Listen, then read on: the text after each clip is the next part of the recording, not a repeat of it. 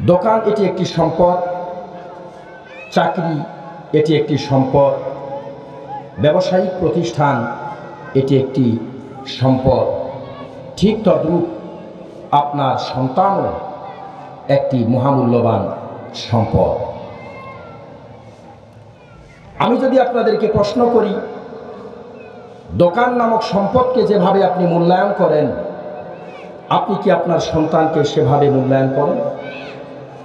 চাকরি নামক সম্পদকে যেভাবে সময় দেন, মূল্যায়ন করেন, আপনি কি আপনার সন্তানকে সেভাবে মূল্যায়ন করেন? ব্যবসায়িক প্রতিষ্ঠানকে যেভাবে আপনি মূল্যায়ন করেন, আপনার সন্তানকে সেভাবে কি মূল্যায়ন করেন?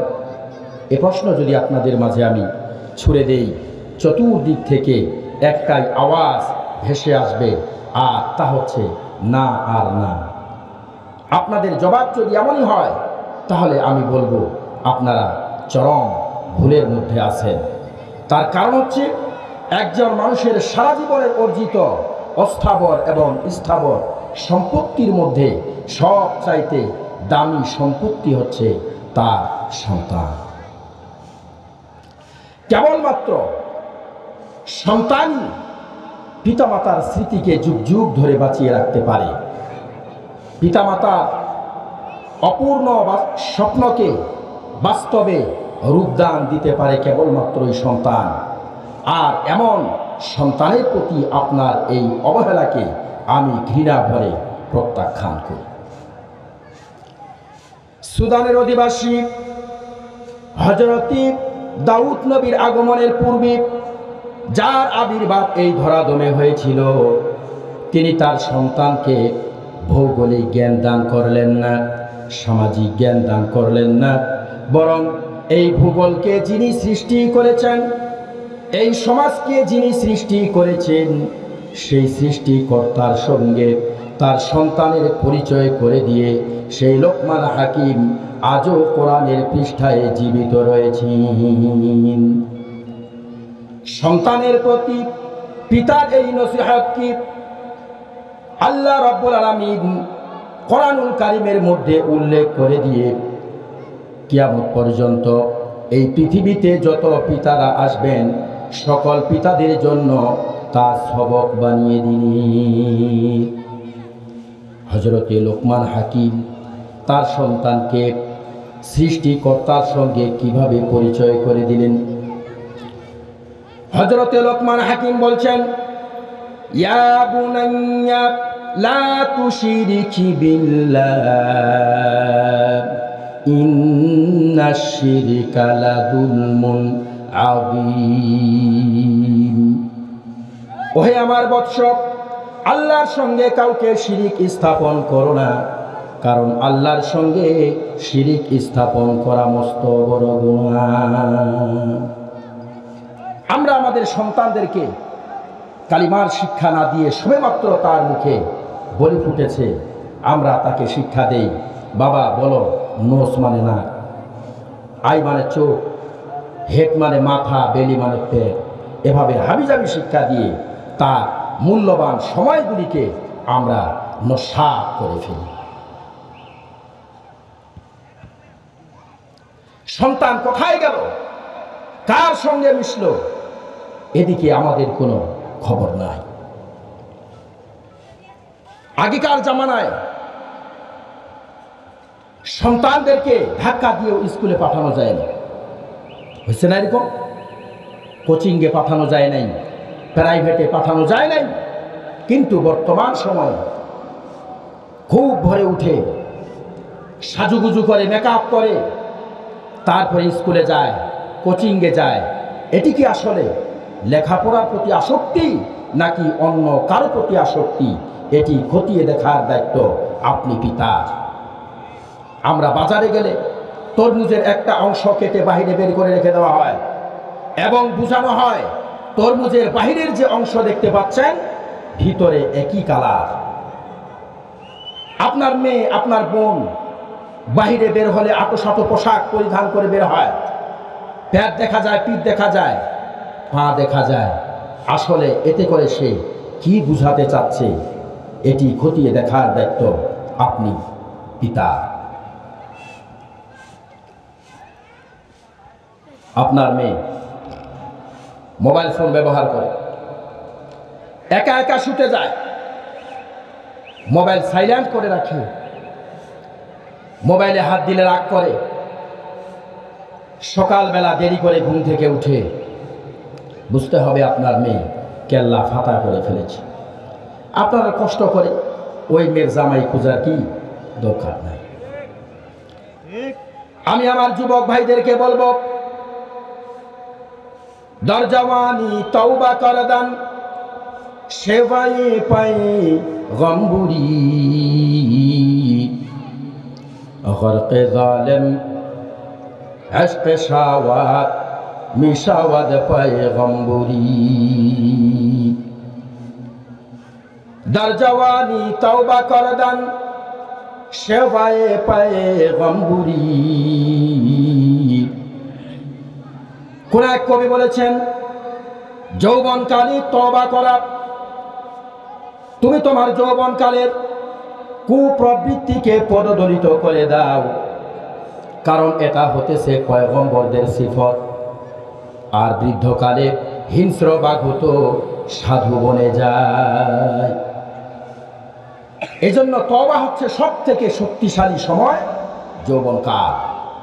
বৃদ্ধ বয়স, তখন তো তাকে বাধ্য হয়েই তওবা করতে হবে। চাইলে কারো মাথার উপরে একটা লাঠি, একটা বেতরাঘাত সে করতে পারবে না। এই শক্তি, এই হিম্মত তার গায়ে নাই। সে চাইলে তার দেহের তকওয়া প্রকাশ করতে পারবে না। এই জন্য বৃদ্ধকালে তওবা করার থেকে যৌবনকালে তওবা করা হচ্ছে, এটা পয়গম্বরদের সিফত। গভীর রজনী পর্যন্ত ফেসবুকে তুমি কার সফলতা দেখো, বরং তুমি আজকে আজম বিল জজম করে যাও, অঙ্গীকারবদ্ধ হয়ে যাও, ফেসবুকে তোমার সফলতা মানুষ যেন দেখতে পায়। মনে রাখবে, আজকে তুমি কোনো পিতার পুত্র, কিন্তু আগামীকাল তুমি কোনো পুত্রের পিতা হয়ে যাবে। এজন্যে আগামীকালের সংসারের হাল, সমাজের হাল, রাষ্ট্রের হাল তোমাকেই ধরতে হবে। অতএব তুমি তোমার নিজেকে যোগ্য করে তুলে নাও। খবরদার হেলায় খেলায় বর্তমানকে অতীত করে দিও না। জামানা বায়েকে হাল রহা তা নেহি,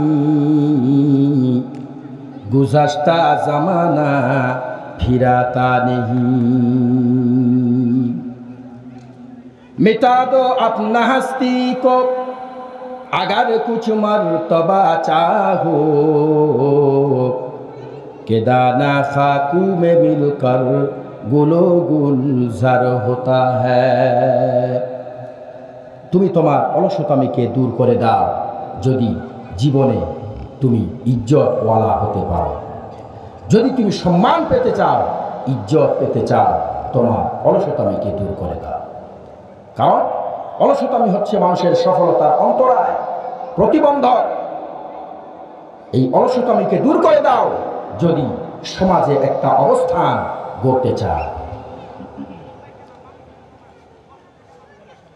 সময় গেলে সাধন হবি না। ওরে মন, সময় গেলে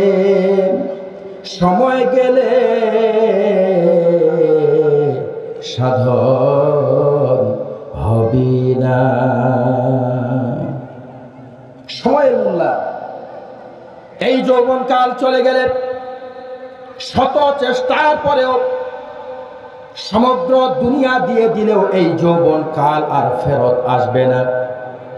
এজন্য কোন এক কবি বলেছেন, যে জন দিবসে মনের হরষে জ্বালাবে মমবাতি। যে জন দিবসে মনের হরষে জ্বালাবে মমবাতি, আশু গৃহে তার জ্বলিবে না আর নিশীতে প্রদীপবাতি। দিনের আলোয় আপনি মোমের বাতি ফুরিয়ে ফেলেছেন।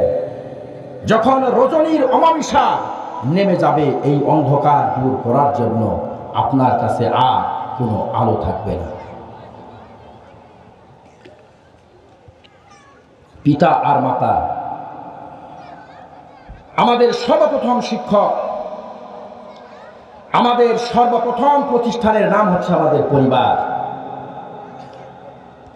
একজন পিতার দায়িত্ব হচ্ছে তার সন্তান জন্মগ্রহণ করার পর ডান কানে আজান দিবে, বাম কানে একামত দিবে।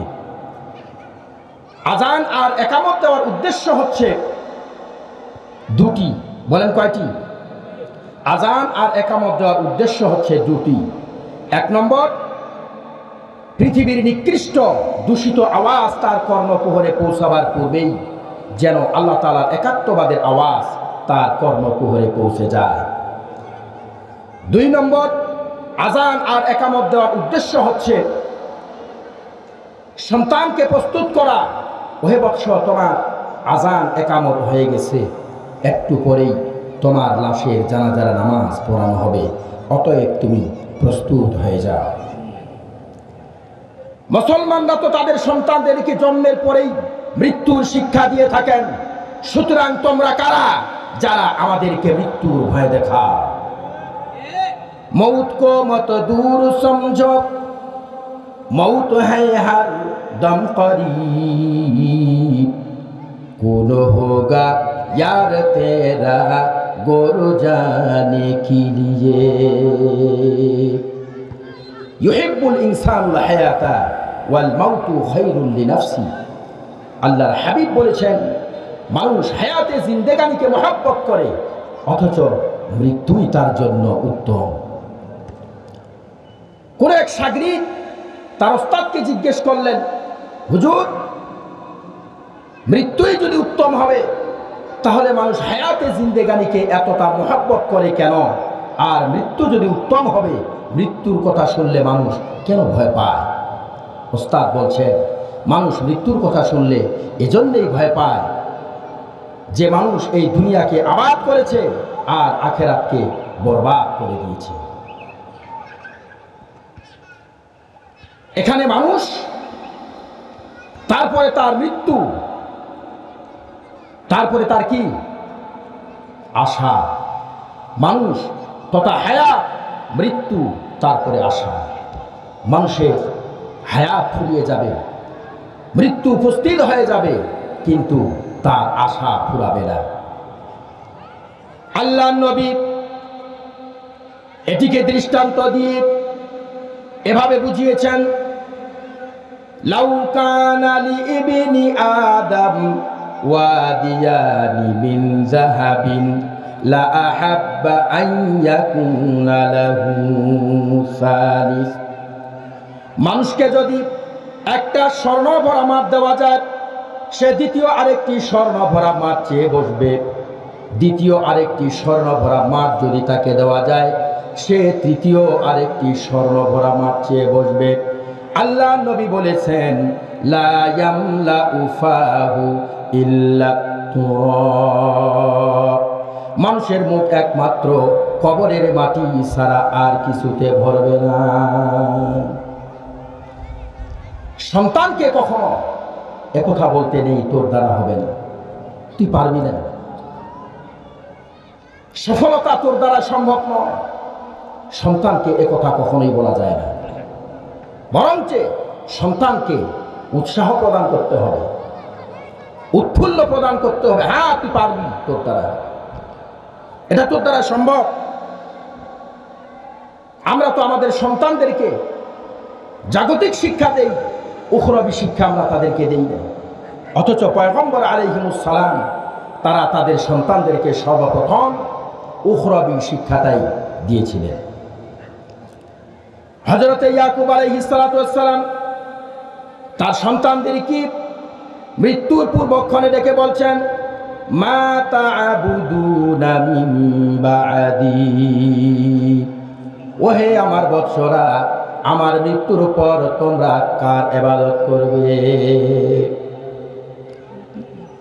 সন্তানেরা সমস্যারে বলে উঠলেন, ক্বালু না'বুদু ইলাহাকা ওয়া ইলাহা আবাইকা ইব্রাহিম ওয়া ইসমাঈল ওয়া ইসহাক ইলাহান ওয়াহিদা ওয়া নাহনু লাহু মুসলিমুন।